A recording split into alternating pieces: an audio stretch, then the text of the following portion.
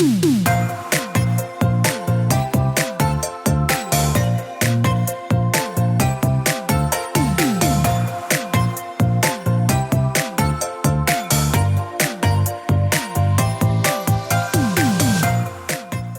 to the Plant-Based Podcast. In case you didn't know already, plants are amazing. You can eat them, wear them, drink them, nourish your skin with them, grow them, love them, and be inspired by them. So why not join us on the Plant-Based Podcast as we speak to the movers, shakers, and growers in this amazing plant world.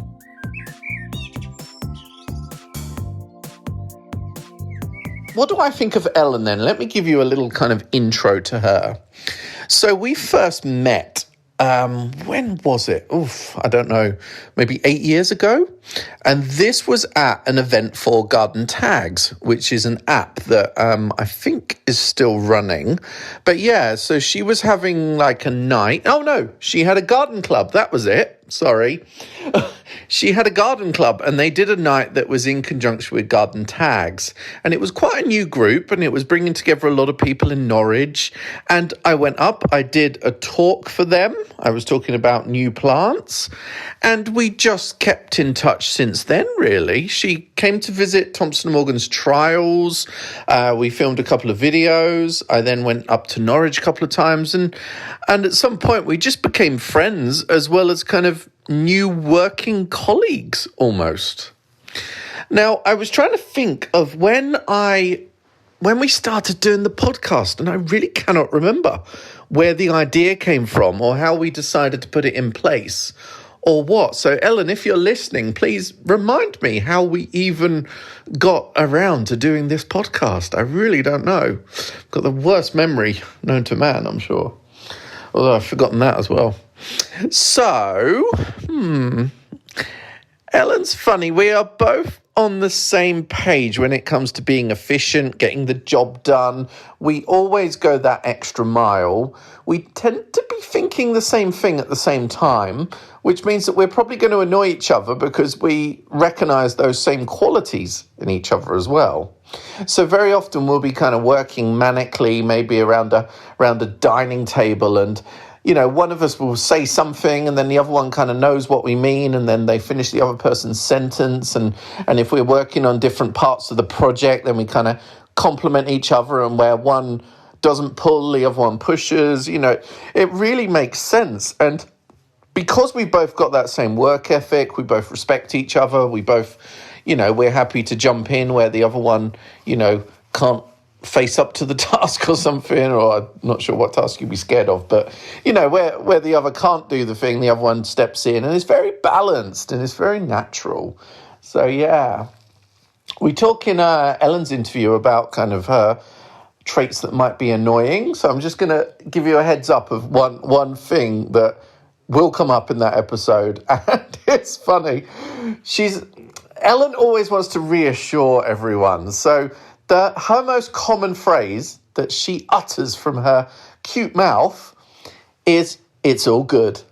And so she's always like affirming to everybody that everything's good and everything's okay. And it's like, and sometimes she'll say it like 3 times in a row, and I'm just kind of sometimes sitting there and kind of like just looking at her. I'm like, what?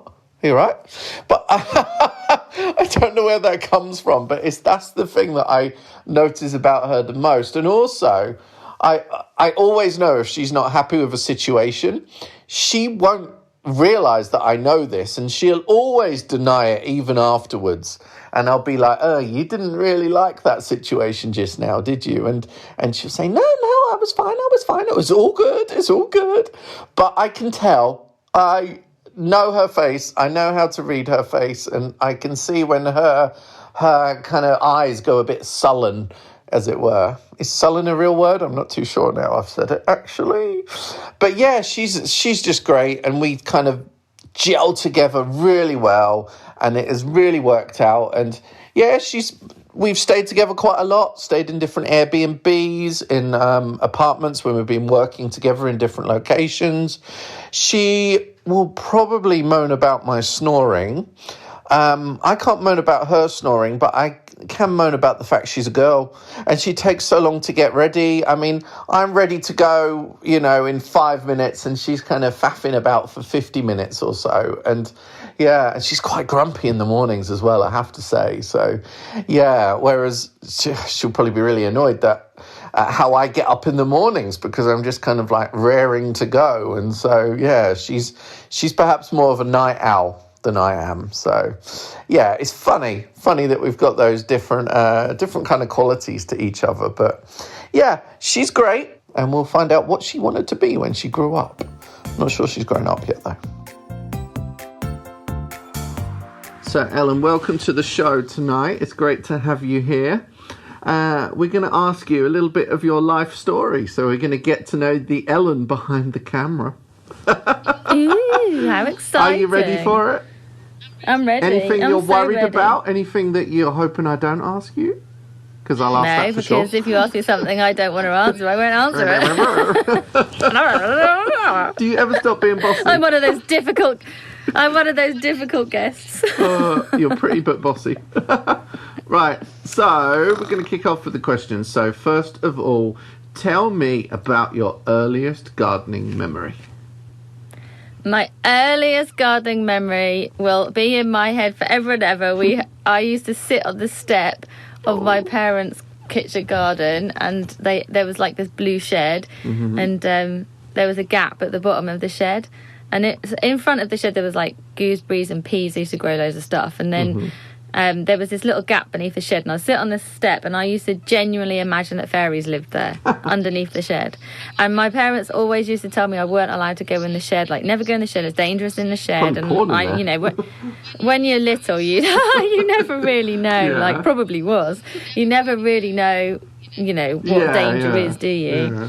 So I just assumed it was because fairies lived in there. Yeah. And it was much later on that I found out it's because my dad was brewing beer. Oh, so not quite porn then.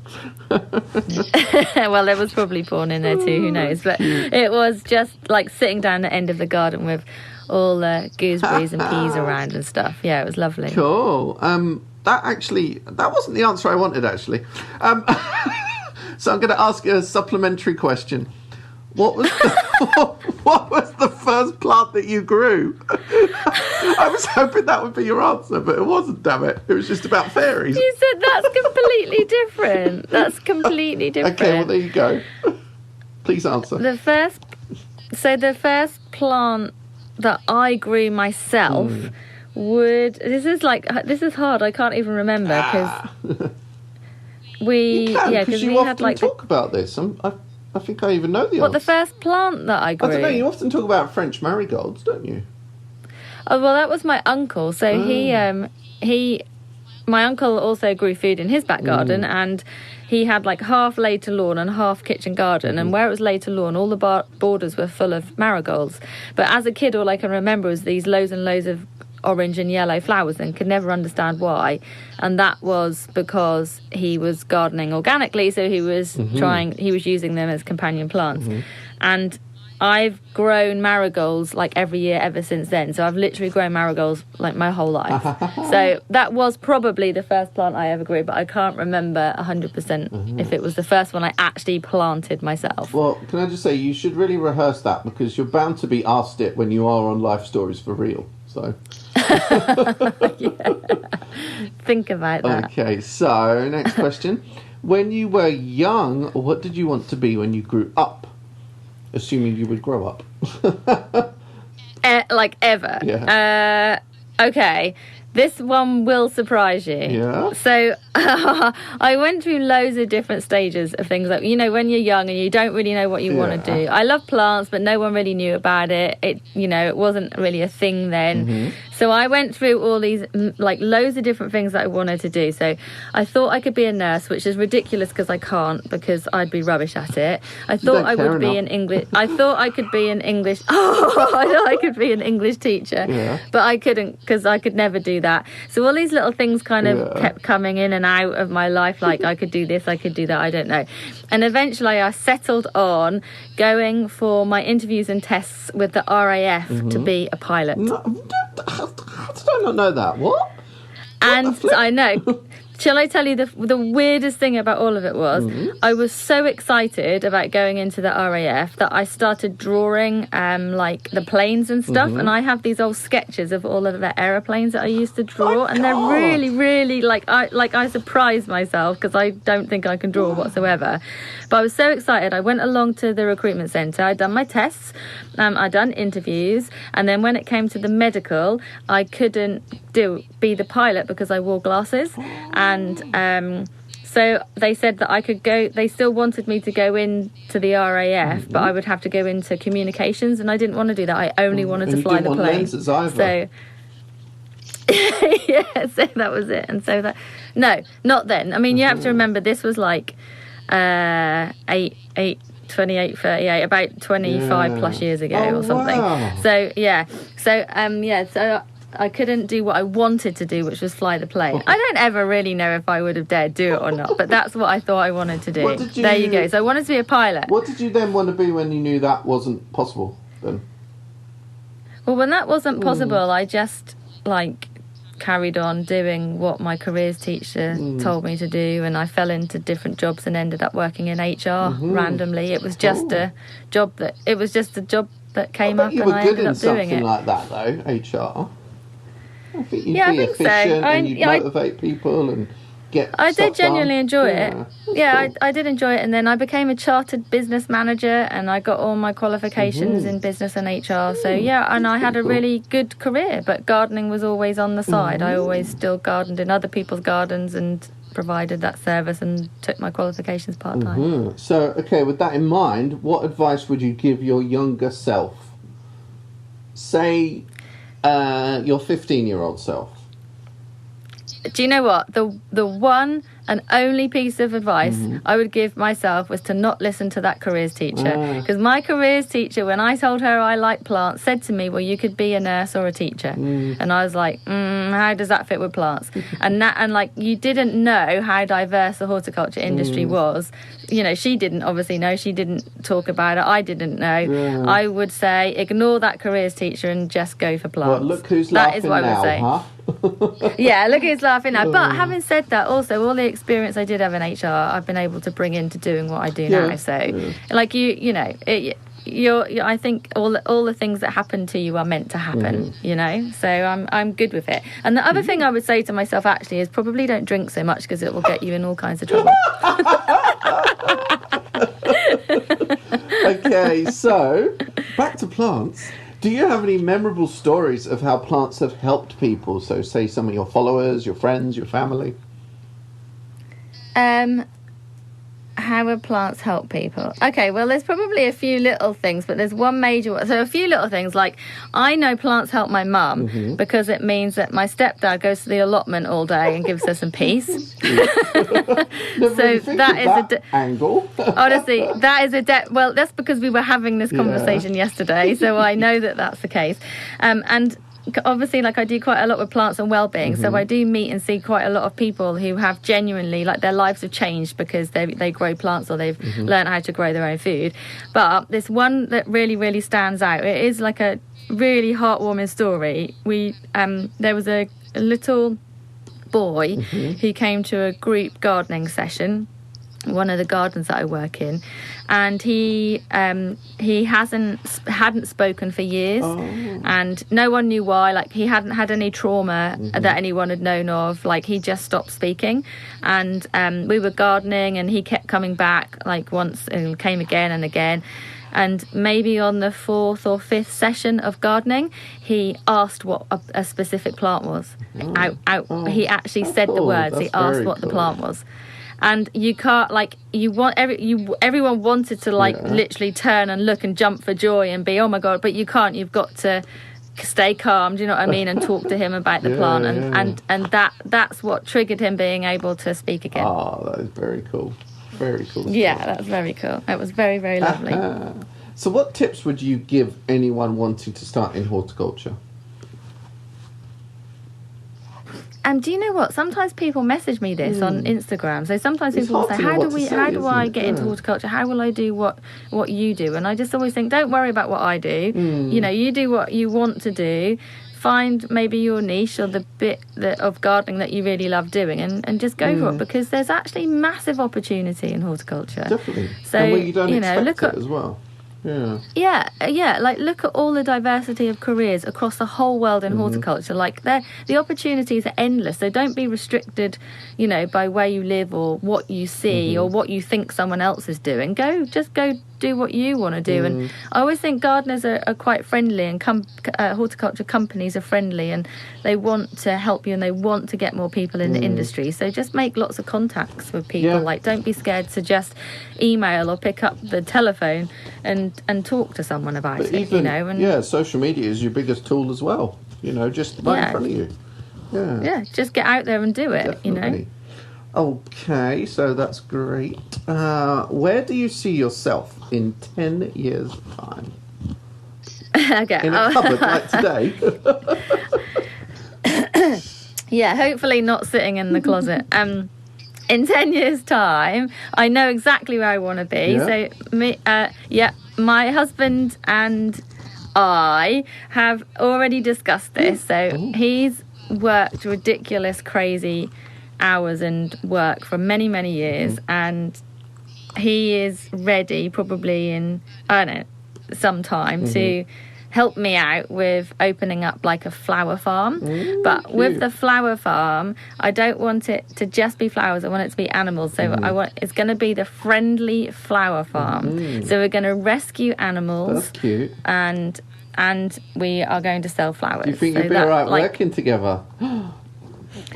I think we'll be okay, but I think we would have to do separate things. Yeah, like I would do all the growing and yeah. stuff, and he would just have to do the business management or something. Do you know what I mean? Like we would have to do separate stuff, but I think we would be fine. So at some point, I don't know if it is 10 years, but around about that point, I think we will be looking at doing something like that. Oh, very good. Excellent answer, Ellen.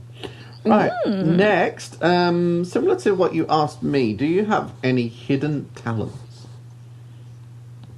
Talents, not talons. Hidden talons just randomly placed on my body. No, I don't. I honestly don't think I have a hidden talent. Like, I'm not really that good at much. But what stuff would you be interested in that would perhaps surprise people? That might be a nice way of framing their question. Something that I'm interested in that might surprise people. I don't know. You can't say. I know one. Country music. Country music. Oh yeah, I love country music. Oh, I stay up all night to watch country music awards. Yeah, I would literally stay up all night to watch that in the UK. So it was good to watch it here at a normal time. Yeah. I love country music, and I love like cowboy hats and cowboy boots and stuff. Yeah, there you go. Then that is your not to say hidden talent, but your hidden love. It's not a talent. Yeah, I don't think I have any hidden talents. Okay, so where is your happy place? Obviously in the garden, right? On the allotment is my happy place. Genuinely, Yeah. I know that's I know that that's the most obvious answer you would expect, but it's so genuine. Like when I am on that allotment, it doesn't matter whether it's in the snow, pouring with rain, lovely and sunny. Like that allotment is my happy place for sure. 100%. I absolutely love it. And kind of related to that, what is your most treasured possession?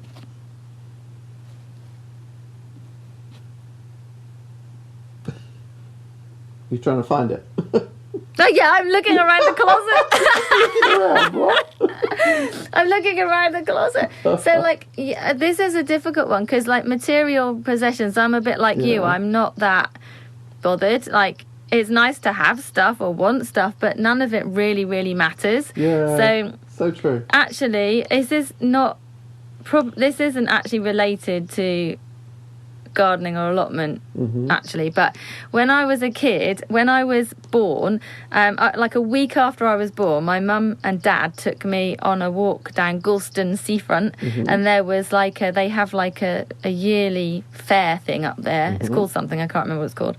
And my dad played one of the stalls and he threw darts and won a teddy bear, and he put it in my pram, and I'd never let go of it since, and I had it for years and years and years, and even in my teens I would take it away with me, like if I went on holiday with my parents. Cool. And he's called Bed Ted, so I think Bed Ted is probably my most valuable possession. Where is he now?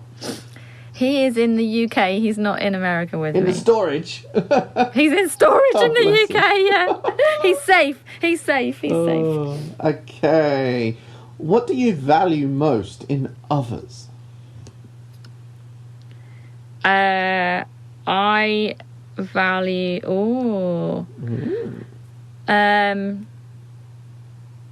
I like people who are unreservedly honest, like to the point where they couldn't possibly tell you a white lie to make it okay. Like I like straight facts. I like to know where I'm at with people. Like if you don't like something, tell me you don't like it. I'm good with that. Don't wishy-washy around it and try and be nice about it. Just say it. Do you know what I mean? Like I really value that. Because I think otherwise it's sort of messing around with you, or just say it. Just say it as it is. I value that a lot. Okay, so being upfront. What is your biggest vice? Hummus. Chocolate. Oh, okay, that's better. Yeah. Hummus. Chocolate. I am literally a fiend for chocolate. Really? See, I just never bothered about chocolate. Like, Give me all of the chocolate. I find that it gives me sensitive teeth. Is that normal? Really? Oh, I don't know. Mate, I don't know. That's really odd. I mean, I only have dark chocolate, vegan chocolate, obviously. But, you know, years gone by, I've had loads of milk chocolate as well. But chocolate is my thing. Like, literally, I could eat it all day. Happily. Really? Until you get tummy ache? What's your biggest phobia, then? It is 100% heights. Really? My legs go like jelly. Yeah. You know when you get adrenaline rush? Yeah. When you can actually feel an adrenaline rush? I get that in my legs. Yeah, I couldn't stand height. near the edge or anything. Yeah. No. Even if I'm watching something on TV and it looks over a cliff, or you know, or I can remember not last year before we were at the top of the Rockefeller Center. And I was so excited to see like the amazing view. And as I stepped towards the edge, the only way I can describe how my legs felt was like they were full of lemonade. Yeah. You know, like fizzy. They were like fizzy.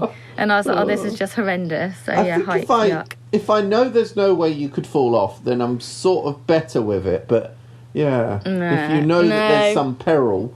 Yeah. No. Okay, so what would others say your most annoying habit is? I don't have any, obviously. I don't have any. You tell me, what's my most annoying habit? Oh, I know. What's that thing that you always say? What's that thing? I know. I know what it is. Yeah, you're always like, saying all good. That it's all good, yeah. All good. Yeah, that.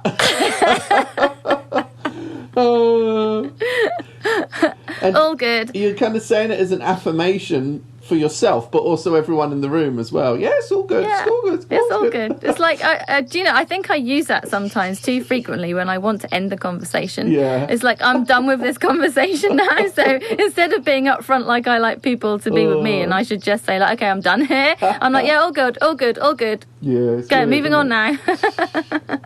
Okay, so next question. How do you unwind?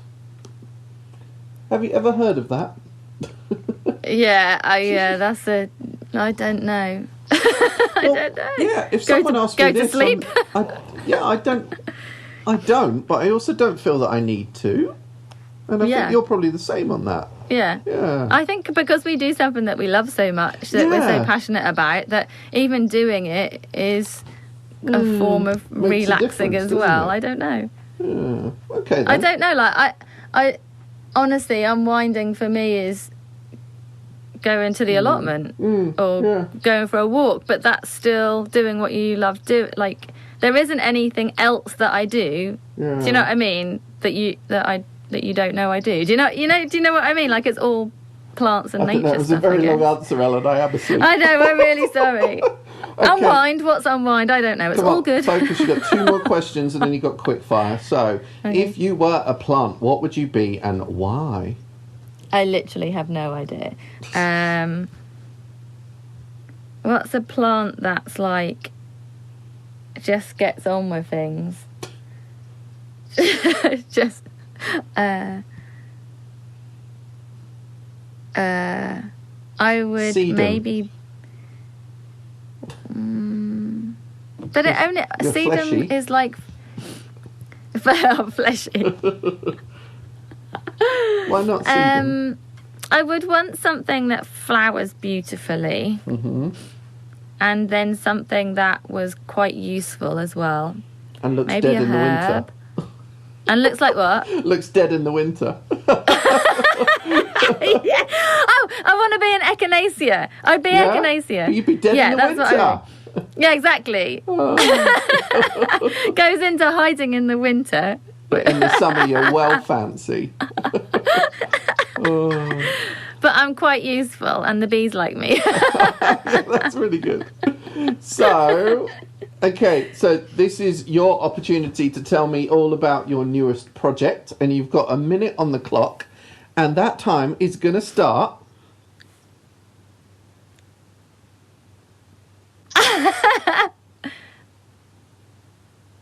Now.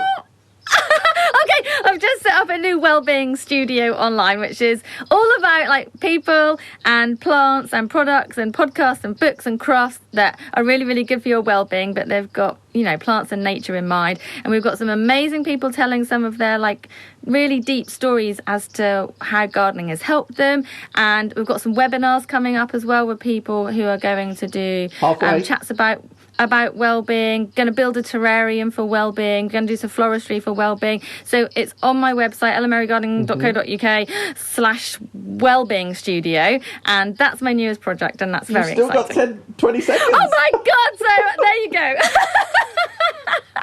Just sing for a bit. I don't do live TV like you. 10 seconds, 10 seconds. Is Pad that, it out. and oh, can I do another one? I've got a book coming out in a couple of weeks.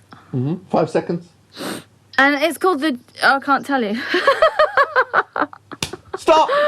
That's it. We'll never know the name of that book. Sorry. Right. Cool. Yeah, there you go. Thank Sorry you about for that. That was very succinct. But it is, it's hard when you have to talk to a time, isn't it? Yeah. If there wasn't a time, I would have probably just carried on talking. And it's funny how your perception of a minute was around the 25-second mark. Is that weird? I just ran out of things to say. That's interesting. Right, okay, so quick fire. Are you Ready? I am. Okay, sweet or sour? Sweet. Dog or cat? Doggies. Beach or mountain? Oh. Ooh. Beach. Ooh. I like the sea. Ooh. TV or radio? Radio. I don't do Bedding TV. or TV's border? Boring. Border, bedding. Bleh. Dahlia or chrysanthemum? Oh. Oh.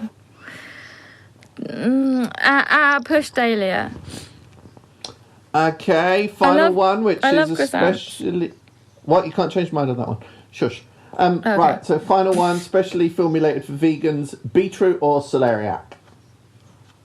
I'm gonna choose beetroot. Beetroot. Cool, thank you. Thank you. Well, wasn't that fun? That was fun. Cool. Okay. What did you learn that surprised you the most? You what? What did you learn that surprised you the most? The pilot thing, the RAF pilot thing. Yeah, that's just weird. I think you I could was draw. just going through like a weird stage. Bear in mind that I am scared of flying. But if you were flying the plane, you'd be in control, wouldn't you? So I think I'm scared of flying because I'm not in control. Yeah, that's pretty interesting. So, yeah, and it was a real surprise. Weird. And that's the best thing. Yes, So, there you go. boom. Okay, cool. Well, I'm going to sign off now, but it's been really fun having this little set of interviewing each other, because we don't always get that opportunity. We're always focusing on other people. So, yeah, cool. Thanks, Melon. There you go. See Thank ya. you. Thanks so much. Bye. It's all good. Bye.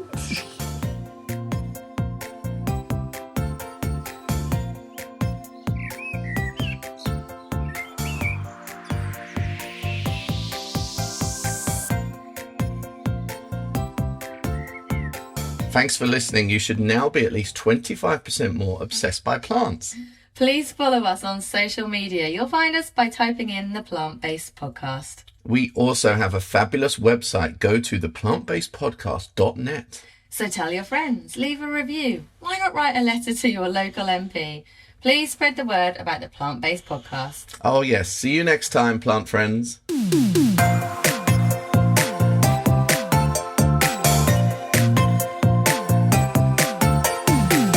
The theme music for the Plant-Based Podcast is an excerpt from the song Grow by Mikey James, and our editing is done by Gareth Patch of Semi Echo.